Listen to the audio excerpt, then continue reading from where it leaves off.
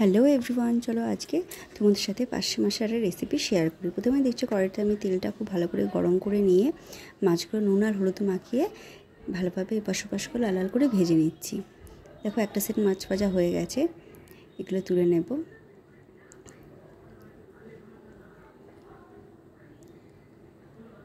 দিয়ে আবার নেক্সট স্টেপে মাছগুলো ভাজতে দেবো। এগুলো ভাজা হতে থাক, ততক্ষণ চলো মশলাটা আমরা রেডি করে নিই।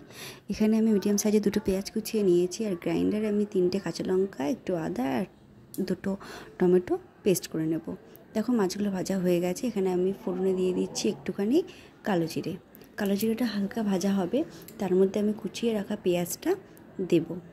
এটা লাইট ব্রাউন কালার আসা অবধি আমরা অপেক্ষা করব আর ভালো করে ভেজে নেব। গ্যাস থাকবে একদম স্লিমে। এতে পেঁয়াজের কালারটা খুব সুন্দর আসে। এটা টাইম নিয়ে ভাজলে পেঁয়াজটা খুব ভালো করে ভাজা হয়। দেখো ভাজা হয়ে গেছে। এবার আমরা এখানে পেস্ট করে রাখা মশলাটা অ্যাড করে দিচ্ছি। এটা অ্যাড করা হয়ে গেছে।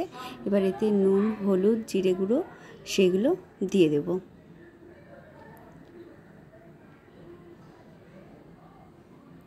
দিয়ে দেখো মশলা ভালো করে তেল ছাড়া অবধি কষাতে থাকবো গ্যাসটা আস্তে দিয়ে।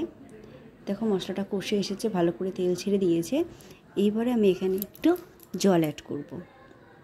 খুব বেশি জল দেব না, কারণ মাছগুলো ভালো মতন ভাজাই আছে, ওটা তো সেদ্ধ হতে টাইম লাগবে না, সেই জন্য আমি একদম অল্প জল দিয়েছি, জাস্ট এতে যাতে মাছগুলো ভালোভাবে দিয়ে ফোটানো হবে সেটুকুনি জল। দেখো জলটা ফুটে গেছে। এইবার আমি এখানে ভেজে রাখা মাছগুলো সাবধানে এক এক করে অ্যাড করে দেব। দিয়ে একটুখানি ফোটালেই এটা একদম রেডি হয়ে যাবে।